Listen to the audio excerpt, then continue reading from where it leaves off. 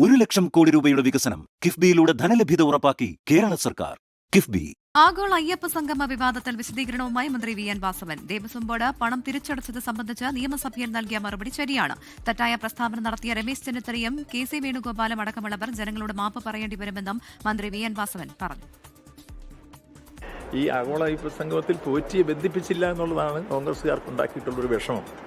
അതുകൊണ്ട് ആ വിഷമം നമുക്ക് മനസ്സിലാവും. ഇപ്പോൾ അന്വേഷണം എത്തേണ്ട രൂപത്തിൽ തന്നെ എത്തിക്കൊണ്ടിരിക്കുന്നു എന്നുള്ളതും അവർക്ക് വിഷമം ഉണ്ടാക്കുന്നുണ്ട്. അത് ഭംഗിയായി നടക്കട്ടെ. നടന്ന് പുറത്തെല്ലാം വരുമ്പോൾ ഇതിനെല്ലാം മറുപടിയാകും. ഇത് തെറ്റായി പറഞ്ഞൊരു നാളെ പൊതുജനങ്ങളോട് മാപ്പ് പറയണം, ചെന്നിത്തല ഉൾപ്പെടെ.